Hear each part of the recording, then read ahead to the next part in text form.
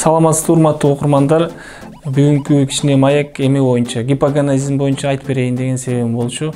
Акыркы замандарда ушу проблема аябай көбөйүп кетти. Гипоганазизм деген ал эмне проблема? Ал жанагы жыныстык мүчөбүз жана жыныстык безибиз, мындай айтканда жумурткабыз убагында өспөй калат экен. Жыныстык мүчө дагы ал размерин 1 сантиметр жаш сайын чоңоюп турат.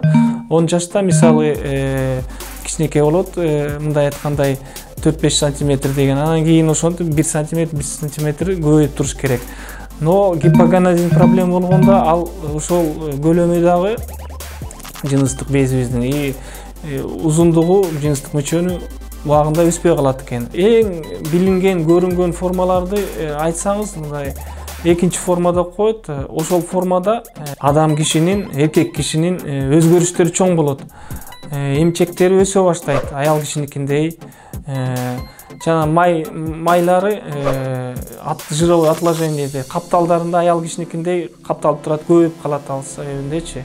Жыныстык мүчөсү, жыныстык бези көлөмү, узундугу аябай аз болот да, кичинекей болуп калат. Анан байкалат, чыккан үнү ичкей болуп калат, аял кишиникиндей болот да. Ошонун баарын көрүш. Анан жана колдору же бутуна карата пропорциясы бирдей болбойт. Колдору кээкилердики узун болуп калышы мүмкүн. Кээки адамдардыкы жыттарды да сезбей калат, анасмия деп коет. Ал проблема да көбөйүп калат. Анан эркектердики чоңойгон уже эркек балдардыкы, кишилердики мындай айткандайчы, сексуалдык проблемалар көбөйүп калышы мүмкүн.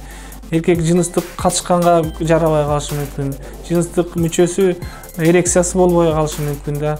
Уруу чыкпай калышы мүмкүн. Аз чыгат же жок болот, ичинде саны сапаты жоголуп кетет, мындай айткандайчы. Акыркы заманда эркек киши көп уялып, адиске барбай, жашырып, ата-энесинен да жашырып жүрөт да. Проблеманы чечиш үчүн ошол уялдыкты таштап, доктурга барып көрүнүп койсо оң болот эле. Келиңиздер, көрүп берелик, карап берелик, тактап берелик дейт. Рахмат.